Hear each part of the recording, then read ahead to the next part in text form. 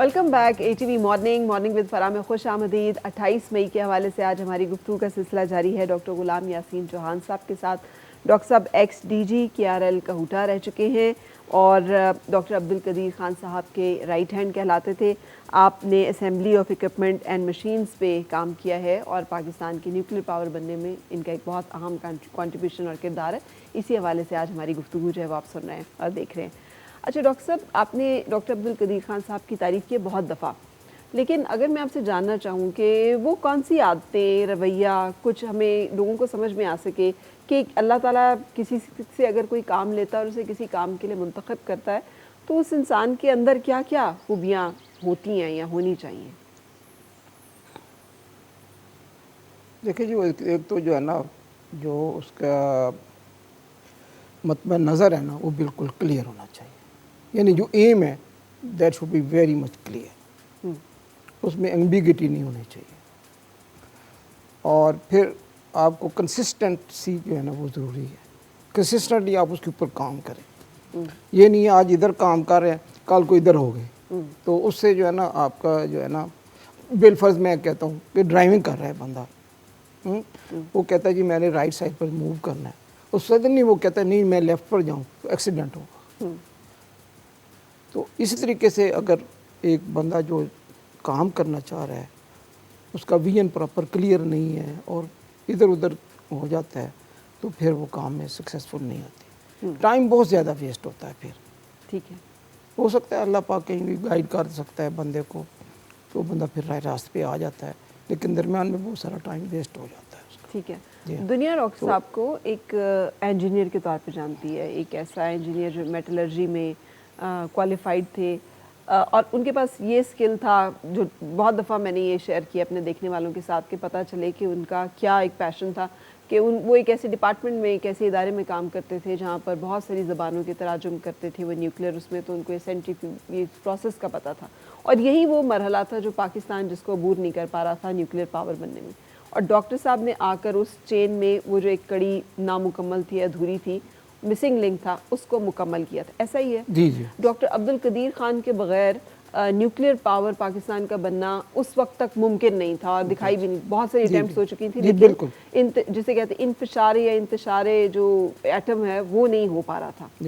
یہ ایک مرحلہ تھا جو آپ لوگوں نے کیا اور آپ اس اسمبلی میں اس مشین کے اوپر بنانے میں بنیادی کردار تھا آپ کا۔ سو یہ کتنا عام تھا کہ ڈاکٹر عبدالقدیر خان یہاں موجود ہوتے تو پاکستان نیوکلیر پاور بنتا؟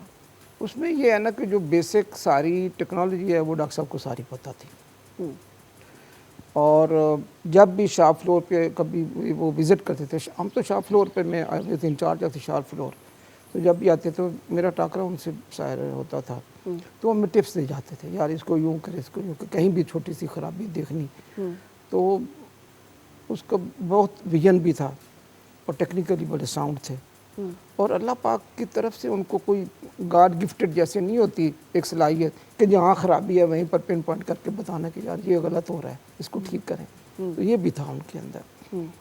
پھر ان کی جو ہے نا میموری، اٹ واز مارولس، یعنی ایک دفعہ بندے سے نام پوچھ لیا نا دوبارہ پوچھنے کی ضرورت ان کو زندگی میں نہیں ہوتی۔ اچھا، ایون جو مطلب جو گارڈ ہوتے تھے ہمارے گیٹس کے اوپر، ان کے نام اگر ایک دفعہ پتہ چل گیا تو وہ نام یاد ہوتا تھا، ان کو نام سے پکارتے تھے، اور جب آپ نام کسی کو بھی نام سے پکارتے ہیں نا تو بڑی ایکوائنٹنس فیل ہوتی ہے اس بندے کو، تو یہ ایک بہت بڑی خوبی تھی ڈاکٹر صاحب۔ اور پھر ڈاکٹر صاحب کی رائٹ اپ میں نے دیکھا ہے نا کہ آپ شروع کیا ہے رائٹ اپ تو کہیں بھی کٹنگ نہیں ہے پورے پیج پر، تو ہم جو ہے نا ایک لائن لکھتے ہیں اس کے بعد کہیں بھی کٹنگ ہو جاتی ہے، ڈاکٹر صاحب نے کٹنگ، اتنا ان کا جو مائنڈ تھا بڑا کلیئر مائنڈ تھا ان کا، اور کانفیڈنس لیول ان کا بہت تھا، اور ٹیم کا ان کی لیڈرشپ پہ اعتبار تھا۔ آپ سب انجینئرز تھے تو بعض اوقات ایک پروفیشنل رائیولری بھی ہوتی ہے کہ یہ کیوں یہاں پر، یہ کام تو میں بھی کر سکتا ہوں۔ پروفیشنل رائیولری جو ہے نا ہمارے مطلب کسی میں بھی میں نے نہیں دیکھی کہ کوئی پروفیشنل رائیول ہو ان کا، تو کیونکہ ان کے بڑے وہ ہائی پروفائل بندے تھے، اتنے پروفائل کسی کی بھی نہیں تھی۔ لیکن میں نے پچھلے دنوں کچھ انٹرویوز کیے تو کچھ ایسے لوگوں نے جو کہ ان کے بعد آئے، ان کا یہ بھی کہنا ہے کہ ڈاکٹر عبدالقدیر خان کے بغیر بھی ہم ایٹم بم تو بنا ہی لیتے، ہم بنا ہی رہے تھے، بن ہی جانا تھا. یہ اوور ایمفسائز ہے کہ ڈاکٹر عبدالقدیر خان نے بنایا ہے. یہ تو جب چیز بن جاتی ہے تو پھر تو کوئی بھی کلیم کر سکتے یہ بن سکتی تھی. دیکھیں جب کوئی بھی چیز نئی بنانی ہے نا یہ مشکل ہوتی ہے، موڈیفائی کرنا آسان ہے کیونکہ میں ریورس انجینئرنگ اگر کر لیتا ہوں، لیکن جو اوریجنل جس نے ڈیزائن کی ہے ابھی تو ریورس انجینئرنگ جیسے ہم نے مطلب ہے کیا اس کو کہتے ہیں یہ ڈفرینٹ میزائل جو آیا ہے جی تو کروز میزائل ریورس انجینئرنگ سے ہم نے بنا لیا امریکنز کا. تو ریورس انجینئرنگ آسان ہے لیکن جو اوریجنلی آپ کا ایریا ہے دماغ کھپانا ہے رات کو جاگ کے سوچ کے کام کرنا وہ مشکل ہوتا ہے. اور ڈاکٹر صاحب کی پھر یہ جو ہے نا سارے کام کو سم اپ کر کے کرنا کسی کو پتہ ہی نہیں تھا کہ اتنا سارا کام اس کا اماؤنٹ آف ورک کتنا ہے یا بلک آف ورک جو ہے وہ کتنا ہے وہ ڈاکٹر صاحب کو پتہ تھا. جی اور وہ سارا پریشر انہوں نے لیا. اور پھر یہ چیزیں ہیں کہ کون سی چیز کب یوز ہوگی کب ضرورت پڑے گی اس سے پہلے ہی اس کو پروکیور کر کے ہمیں مہیا کر دیں تو اس میں ٹائم کی سیونگ بڑی ہے. بالکل. اور یورینیم جو کہ دنیا کا ایک جسے کہنا چاہیے ممنوع ترین سبسٹنس تھا جس کی مانیٹرنگ اتنی ہو رہی تھی اس کو پرووائڈ کرنا اویلیبل کرنا اینڈ دین یہ سارا process it's not a small process. کوئی بھی بندہ جو سائنس سے یا فزکس سے معمولی سا بھی واقف ہے تو وہ سمجھ سکتا ہے کہ یہ ایک بہت بڑا مشن تھا جس میں بہت سارے لوگ جڑے ہوں گے اور بہت سارے لوگوں نے اس میں حصہ اور کردار جو ہے وہ ڈالا ہوگا. ڈاکٹر صاحب جس دن کچھ کہنا چاہ رہے ہیں آپ؟ نہیں اس میں یہ ہے نا جو آپ کے یورینیم کی جو کیئر ہے وہ کس طریقے سے کرنی ہے اس کے ساتھ جو سامان ہے جو چیزیں ہیں ویسلز وغیرہ رکھنے ہیں وہ کون کون سے ہوں گے ڈاکٹر صاحب کو پتہ تھا. صرف ڈاکٹر صاحب کو پتہ تھا؟ اور بھی کسی کو پتہ ہوگا مجھے ان کا نہیں پتہ لیکن مجھے یہ پتہ ہے ڈاکٹر صاحب کو پتہ تھا. بالکل صحیح. اچھا ڈاکٹر صاحب نے آپ کو اپنا دست راست کیوں کہا کہ آپ کے خیال میں یہ ان کی بڑائی تھی یا آپ کا کردار ایسا تھا جس کو انہوں نے ایکنالج کیا؟ یہ تو ڈاکٹر صاحب کی مہربانی ہے میں یہ کہوں گا اور بھی مجھ سے کمپیٹنٹ لوگ بھی تھے کوئی ایسا مسئلہ نہیں تھا. جی آپ ڈاکٹر صاحب اتنے کثر نفسی سے کیسے کام لے سکتے ہیں؟ میں نے تو ایسے لوگوں کو بھی دیکھا ہے جنہوں نے زندگی میں کچھ نہیں کیا ہوتا اور وہ 30 مار خان ایسے بنتے ہیں جیسے پتہ نہیں دنیا ہی ان کی وجہ سے چل رہی ہے. چلے ہر آدمی کی اپنی طبیعت ہے اب میں اپنی طبیعت اس عمر میں آ کر چینج نہیں کر سکتا. یہ ہمیشہ سے ہی ایسی ہے ایسی ہے ہمیشہ ساری زندگی. اب دیکھیں نا میں مطلب اسکول میں جب پڑھتا تھا تو وہاں پر مجھے مانیٹر بنایا گیا تو I D not want. College میں گیا وہاں پر بھی مجھے وہ پروکٹر وغیرہ بنایا گیا میں نہیں چاہتا تھا لیکن بن گیا دوستوں کے کہنے پر. تو اس طریقے سے لیڈرشپ رول یونیورسٹی میں ملا مجھے مطلب ڈفرینٹ تو کیے ہیں لیکن میں نے اپنی وہ آگے بڑھ کے ریکارڈ کر کے پہلے لوگوں کو موٹیویٹ کرنا کہ مجھے بنائیں وہ نہیں ہے. تو یہ تکبر نہ آنا یہ شیخی خورے نہ ہونا ہر وقت اپنی یہ تو میرے مرشد کا کرم ہے میرے اوپر. جب میں تھا اپنا ایف ایس سی میں نے شروع کی فرسٹ ایئر میں تھا تو میں مرید ہو گیا وہ نقش بندیہ سلسلے میں تو ان کی وجہ سے سارا جو ہے نا یہ سسٹم چلتا ہے شروع سے. کہ آپ گراؤنڈڈ رہے اور آپ کو آپ کے اندر تکبر نے یا چیزوں نے جڑ نہیں پکڑی. یہ ایک بہت بڑا احسان اللہ کا. اچھا ڈاکٹر صاحب جس دن یہ دھماکہ ہوا 28 مئی کا دن آپ کو یاد ہے؟ جی جی بالکل کیوں نہیں. وی ور سو پراؤڈ کہ یار شکر الحمدللہ یہ ہو گیا. لیکن وہ اس سے جڑا ہوا ہے کہ آپ کو اندازہ تھا کہ ٹیسٹنگ ہوگی آج اور آج جو ہے چاغی میں جی اندازہ تھا تھوڑا سا لیکن زیادہ پتہ پراپر جو ہے نا وہ ٹی وی سے پتہ چلا. بہت ساری دفعہ ہم سنتے ہیں کہ there were some fears کہ جو آپ کرنے جا رہے ہیں اس کا انٹینسٹی کیا ہوگی اسکیل کیا ہوگا اس کی کیا ہوگا نہیں ہوگا وغیرہ وغیرہ. یا there were no doubts it was absolutely sure کہ yes we have the nuclear power and we can declare it. دیکھیں مختلف گروپس ہیں جن کی ڈیوٹیز ہیں مختلف. میری ایکسپلوژن کی طرف ڈیوٹی نہیں تھی میری میکینیکل سائڈ پہ تھی مشینوں کو بنانا ہے بس پروسیس کرنا آگے جو پروسیس ہے مجھے نہیں پتا اس کا. ٹھیک ہے. جی ہاں. تو جب یہ ٹیسٹ جب یہ ڈکلیئر ہوا جی ہاں تو پہلا ریئیکشن کیا تھا آپ کا؟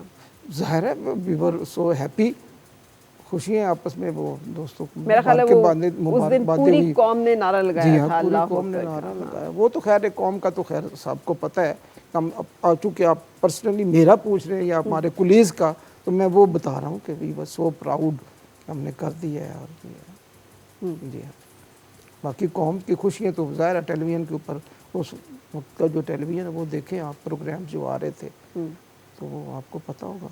کوئی کسی سے ڈھکی چھپی بات تو نہیں ہے.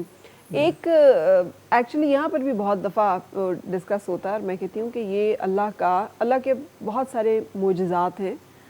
ان معجزات میں سے ایک یہ بھی ہے کہ اللہ نے پاکستان کو نیوکلیئر پاور جو ہے وہ بنایا، ایک ڈیٹرنس کی ایک ایبلٹی دی ہے. آپ اس کو ایسے دیکھتے ہیں؟ کیونکہ اکثر لوگ جو مجھے کہتے ہیں میرا مذاق اڑاتے ہیں، پتہ کیا کہتے ہیں، آج تک ایک مشین تو بنائی نہیں ہے، نیوکلیئر پاور جو ہے وہ بن گئے ہیں. سو آپ اس کو کیسے کہیں گے کہ انجینئرنگ ایک جسے کہنا ہے میریکل تھا کہ we were able to do it, جبکہ پاکستان جو ہے اور ٹیکنالوجی کے میدان میں ہمیں اتنا نہیں دکھائی دیتا آگے. اس جنگ سے پہلے ہم یہ کہہ سکتے تھے، ویسے اس جنگ کے بعد ہمارا فتح میزائل اور یہ ان ساری چیزوں نے ہمیں ذرا تھوڑا سا سوچنے پہ مجبور کیا ہے. لیکن آپ کیا کہیں گے؟ لیکن فتح میزائل وغیرہ آپ کو پتہ ہے کہ ٹائم کتنا لگا ہے، ظاہر ہے وہ ایک دن میں تو نہیں بنے. اصل میں جو ہے نا، جو آپ کا سوال ہے، کام جو ہے نا وہ مالک جس سے لینا چاہے وہ لے لیتا ہے. اب پاکستان بنا قائد اعظم سے کام لے لیا، لوگوں نے ان کو کافر اعظم کہا، لیکن اللہ نے اس سے کام لینا تھا، اس کی قسمت میں تھا، تو انہوں نے کام کیا اور پاکستان بن گیا. وی آر، ہم یہ کہیں گے ہم اس کے جو ہے نا مشکور ہیں قائد اعظم کے کہ انہوں نے پاکستان ہمیں بنا کر دیا. اور یہ قوم کو مشکور ہونا چاہیے ڈاکٹر عبدالقیر خان صاحب کا، انہوں نے ایٹم بم بنوا کر دے دیا. انہوں نے، ان کی ٹیم نے، اٹامک انرجی کی ٹیم نے، یہ سب کولیکٹیو ایفرٹ تھی ساری قوم کی، تو بن گیا. جیسے اب یہ کولیکٹیو ایفرٹ ہے، آرمی کی ہے، ایئر فورس کی ہے، ہمارے جو پولیٹیشینز ہیں ان کی ہے، کہ قوم اکٹھی ہوئی ہے اور انڈیا کو شکست ہوئی ہے. تو جب اکٹھ ہو جاتا ہے، قوم اکٹھی ہے، تو اللہ پاک اس میں برکت ڈال دیتا ہے، کامیاب ہوتا ہے. اب یہ دیکھیں جیسے ایک گھر ہے نا، میں چونکہ لوکل پنجابی آدمی ہوں تو وہ کہتے ہیں جی باواں اکٹھیاں ہوں نا تو دشمن بھی کوئی نہیں آتا. آپس میں اگر بھائی ناراض ہونا تو ہر ایک گاؤں میں جو ہے نا کہتے ہیں انہوں نے پایا جاؤ. تو اگر آپ اکٹھے ہیں تو کوئی بھی آپ کی طرف میلی آنکھ سے نہیں دیکھتا اور آپ کے اوپر زبردستی نہیں کر سکتا. اس طریقے سے قوم کو اکٹھا ہونا ہے ہر حال میں.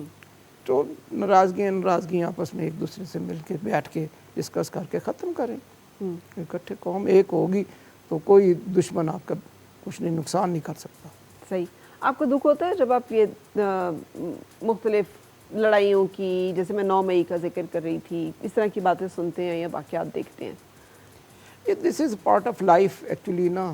دکھ بھی ہوتا ہے، لیکن یہ مطلب کوئی نئی چیز نہیں ہے مسلمانوں میں. اگر آپ شروع سے دیکھیں تو میں کیا بتاؤں آپ کو سمجھ آئے جی کہ دیکھیں نا ابھی تک ہمارا جھگڑا چل رہا ہے. جی ہاں جی، فتنہ اسی لیے کہا گیا ہے فتنہ جو ہے وہ قتل سے بدتر ہے. کیونکہ فتنہ آپ کسی کے اندر، کسی قوم کے اندر، کسی انسان، کسی گھر کے اندر فتنے کا بیج بو دیں تو وہ ایک قتل نہیں ہوگا، اس سے پھر بے شمار جو ہے تخریب ہوگی. اسی لیے کہتے ہیں فتنہ تو اشد القتل، کہ فتنہ قتل سے بدتر ہے. اچھا، میں نے جو آپ سے سوال کیا تھا ڈاکٹر صاحب کہ جب ہم ایٹم بم بنا سکتے ہیں تو ہم اور بہت ساری چیزیں کیوں نہیں بنا سکتے کہ ہماری اپنی ایک ٹیکنالوجی کے میدان میں پاکستان کے ایکسپورٹس ہیں، اسکائی راکٹ ہوں اور ہم بڑا کچھ دنیا کو بیچ رہے ہوں اور بھیج رہے ہوں اور ہم بنانے کے قابل ہوں، پھر ہمارے انجینئرز ہیں وہ کیوں نوکری کی تلاش میں ملک سے باہر جانے پہ مجبور ہوتے ہیں؟ یہ تو اب تھوڑا سا مجھے بات جو ہے نا سچی کرنی پڑے گی، پولیٹیشینس کے اوپر یہ رول ہے ان کا. اچھا، they should have the vision کہ جی کولیکٹیو ہے تو کریں. جیسے ڈاکٹر خان صاحب تھے، انہوں نے کہا جی ٹھیک ہے اسپیس کا کام مجھے دے تو میں آپ کو کر کے دیتا ہوں. اچھا، اسپیس ٹیکنالوجی. جب 96 یہ تھوڑا سا ہمارا کام کم ہوا تو ہم نے ڈاکٹر صاحب کو کہا کہ آپ جو ہے نا کار کے جو انجن ہے، آٹو موبائل انجن جو ہے نا، اس کو مینوفیکچرنگ کے لیے کہیں اور we can go for that. کیونکہ ہمارا جو مین ہمارا فیلڈ ہے وہ وائبریشن کا فیلڈ ہے، اور وائبریشن بڑا سوفسٹیکیٹڈ فیلڈ ہے.